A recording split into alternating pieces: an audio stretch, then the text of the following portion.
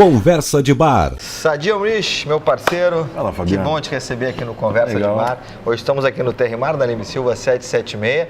Estava tempo para conversar e hoje conseguimos essa dica. Pois Que bom é. te receber, cara. Bacana. Bom. Sabe que eu morava aqui bem pertinho. Durante muitos anos morei na Cidade Baixa. Cidade Baixa. Morei aqui pertinho do Nova Olaria, do Terrimar.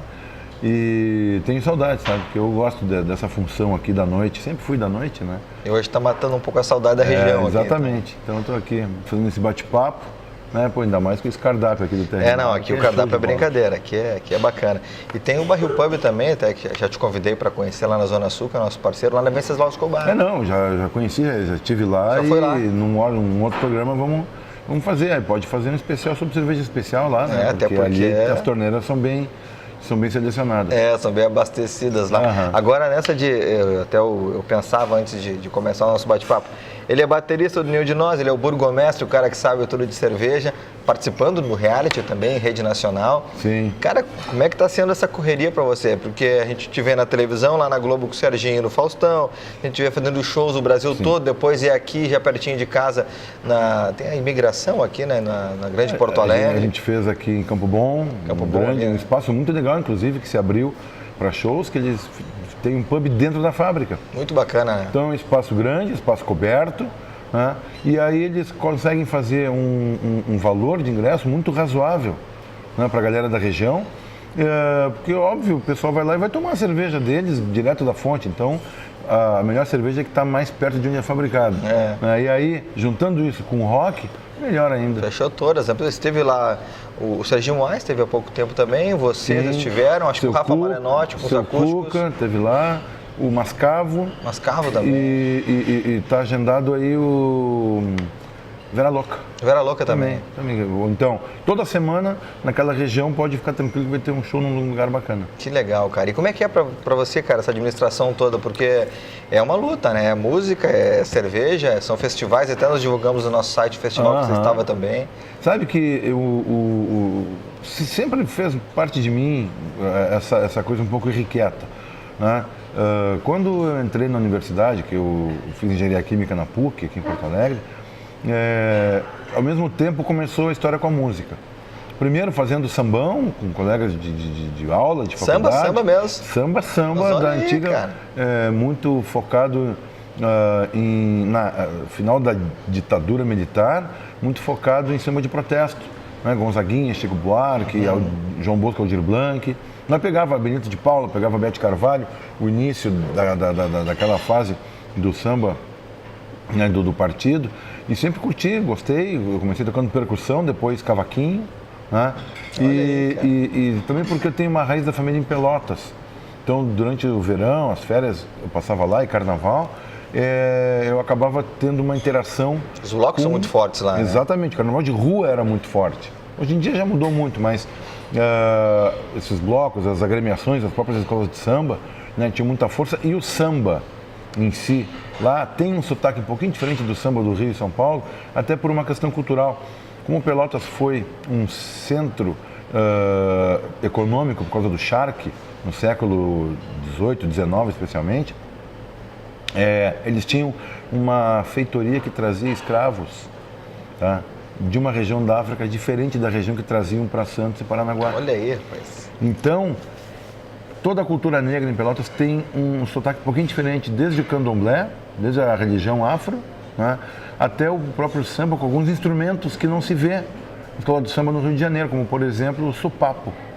O supapo é O que é o supapo? O supapo, ele parece uma timba, aquele tambor que é um tronco de cone, só que muito grande, maior que o surdo, se toca com as mãos, e ele faz o contracanto do surdo. Ele não é ele não é o contratempo. É o da batida. Né? Ele faz um tugu-tugu-dum, tugu-tugu-tugu-tugu-tugu. Ele dá um molho especial que tem, inclusive, um projeto de resgate disso aí em Pelotas para resgatar essa sonoridade, o fabrico desse tambor. Né? Tem o mestre Batista, legal, quem difundiu muito isso em Porto Alegre aqui foi pelos caminhos da Escola Samba Praiana, né? O Giba Giba, né? Já falecido. Então tem uma cultura aí. Então eu acabava bebendo daquela fonte, aprendi a tocar cavaquinho lá na Escola de Samba Ramiro Barcelos, conheci um pessoal ali. Então a gente tinha essa vivência né, de tocar. Mas eu sempre fui eclético, sempre gostei de tudo que é tipo de música. Meu pai me levava para ver a OSPA tocar aqui no Concerto para a Juventude, comecei a curtir. E rock, o primeiro disco que eu comprei foi um compacto do Raul Seixas. Né? O compacto era aquele pequenininho? Que vinha uma música de cada lado. Isso era legal. Né? E eu ouvia na rádio tanto José Mendes, que eu gostava muito da música. José Mendes. Meu pai tocou com o José Mendes, sabia? Não sabia. Tocou com o José Mendes. Tocou lá em Camaquã, Tapes, na Maré, aquela região ali. Meu pai tocou com o José Mendes, cara. Que legal, cara. Olha só, isso é as histórias da música. E também gostava na mesma época, eu me lembro que o samba que fazia sucesso era Jamelão, cantando Coxa de Retalho.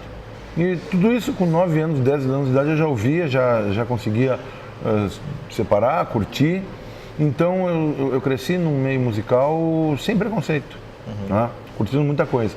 Claro que a percussão que eu comecei a tocar no samba acabou me levando, nos anos 80, a buscar bateria, porque na faculdade, aquela coisa da parceria, né? Nós saímos do colégio para a universidade. Você e o Carlão foram amigos primeiro, depois o Carlão e o Tedi. O Tedi veio junto.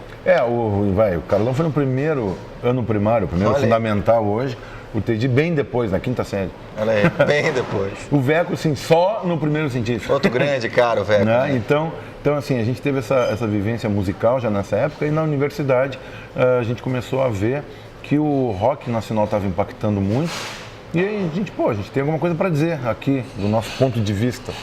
Então, durante a universidade, gostando da engenharia, eu fazia engenharia e tocava.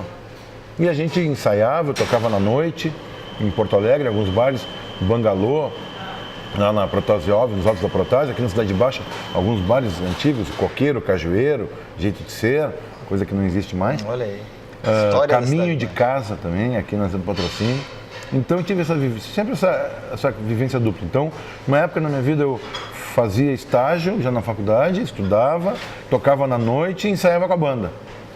E daqui a pouco a banda começou a ter uma aceitação, abrir espaço. O primeiro grande show que tem 30 anos já? Já há mais de 30 anos. Mais de 30 anos, né? A gente considera o ponto de partida da banda do primeiro show, que foi justamente no Bangalô, que era o bar que eu tocava. Era de colegas da PUC também. Naquela época, a galera que estava na universidade já estava olhando para outros lados. Então a gente fazia engenharia, mas, por exemplo, esse meu amigo Sérgio, irmão dele, junto com o tio, tinha um bar na Protásio. Tinha uns outros caras, que eram um tal de Cláudio, né, e um tal de Magrão, não, o Alexandre e o Magrão, que tinha um botequinho na Joaquim Nabuco chamado Opinião. Olha só, coisa pequena. Mas então, onde é que foi o primeiro show? No Bangalô, que era bar de amigo. Segundo show, no Opinião, que era bar de amigo, porque a banda não tocava cover. Então só em bar de amigo, cara. Mas só que a gente levava uma galera. Então isso começou. Daqui a pouco uma notinha no jornal, daqui a pouco um convite para tocar na Crocodilos, e daqui a pouco um convite para tocar num clube na SAP, no litoral. Aí o empresário viu, sabe, aquelas coisas que vão passo a passo. E a faculdade indo paralelo ao lado. Então sempre se virando nos 30. E a cerveja entrou também na minha vida, e a gastronomia, pelo lado da química, né? Quando eu conheci uma cervejaria, eu vi que a minha onda não era para petroquímica, que o polo estava bombando na época, não. O negócio é para o outro lado, engenharia de alimentos ou cerveja. E comecei a me especializar, estudar mais a fundo, fazer cerveja em casa, ainda na década de 1980, né? Então isso são coisas que vêm vindo comigo desde sempre, né? Muito legal, cara. Desde sempre. Claro que às vezes é complicado. Por exemplo, como a prioridade é o Nenhum de Nós, né, tanto ensaios quanto gravações, programas, shows, o pessoal que me chama, que me contrata para fazer algum evento cervejeiro, para ser jurado de um festival, de um concurso ou para dar alguma palestra, tem que saber que se no meio do caminho aparecer um Serginho Groisman, aparecer um Faustão, eu vou dizer, lamento, eu não vou poder ir, vou ter que mandar alguém. Conversa de bar, né? Exatamente, né? Como já aconteceu, adiamento. Então tem que entender que essa minha vida dupla me faz poder trilhar mais, né, caminhos distintos. Entretanto, a prioridade sempre é o Nenhum de Nós, que foi onde eu depositei a minha vida e assim, momento que até eu já fiz palestra no Senac, de dicotomia profissional. Muita gente não sabe o que quer fazer da vida. Eu tinha duas possibilidades que eu gostava de ambas. E conseguiu... Então tive que optar. Óbvio que tem que optar para poder se dedicar. Priorizar uma delas, mas não abandonar o outro. Exato, o outro, então, por um bom tempo. a questão da engenharia, da cerveja, ficou realmente em segundo plano. Eu estudava, eu lia, eu me interessava, eu degustava, mas eu não tinha tempo para dar para esse lado. Mas depois de um tempo a banda também começa a ter uma estabilidade em termos de estrutura que permite, né, a gente ocupar um espaço ocioso com algo que gosta. Assim como o TD dá palestras de motivação, tem uma onda de quadrinhos, né, lançou livros, né? O Veco faz produções com bandas que estão começando, o João Vicente, dentro do acordeon, também desenvolve um outro trabalho. Cada um consegue preencher o seu tempo com uma coisa que gosta, que curte e que acaba completando uma vida feliz. Não, cara, e o legal desse trabalho é que essa amizade e entrosamento de vocês, até mesmo fora, como você colocou agora, ele passa para nós, né? Eu sei que eu acompanho vocês desde que me dou por gente como adolescente e também não estou na primeira fervura, estou com 41, mas eu sempre me lembrava. Um idoso, praticamente. É um idoso. E quando eu tive a oportunidade de conhecer, por exemplo, cara, que legal. E esse é um destaque que você traz no Nenhum. Nem todo baterista de banda é conhecido e chama pelo nome, né? As pessoas sabem quem é, né? Esse é o Sadi. Digamos que eu ocupo certo espaço na banda. Além desse físico, que também acontece, mas também dessa forma, nessa dia isso eu acho bacana. Mas sabe, Fabiano, isso tem a ver com a filosofia do Nenhum de Nós. Que, obviamente, que sempre o foco acaba indo mais pro vocalista. Todo mundo quer falar, é a voz da banda. Sim. Mas o Nenhum é uma banda que, como a gente costuma dizer, não tem patrão. Todo mundo fala em nome da banda, todo mundo decide as coisas. A gente, por exemplo, é uma democracia relativa. Porque, assim, não é porque deu 4-1 uma votação que está ganha. Não, vamos entender esse voto contra. Esse voto contra pode mudar o resultado. Porque, às vezes, é uma faceta, um ângulo que não foi bem avaliado pelos outros. Então, mesmo que, eventualmente, pareça ser uma minoria, pode acabar sendo um argumento suficientemente forte para a gente poder entender que a vida e a música são coisas transitivas, não são coisas que tem que se fincar uma raiz ou exatamente uma âncora. Tem que ser transitivo, tem que mudar. Que legal, Sadi. Eu tenho que fazer 4 programas contigo, né? Porque nosso bate-papo já passou rápido aqui, mas é a primeira. A gente nem comeu nada. Nem comeu, mas vamos comer agora, depois da gravação. Eu quero já deixar aberto o espaço para você voltar aqui, para conversar com a gente. A gente pode... E quero te trazer para cá também, já fiz uma proposta fora do ar, não vou falar. Uma proposta que a gente vai conversar no segundo semestre.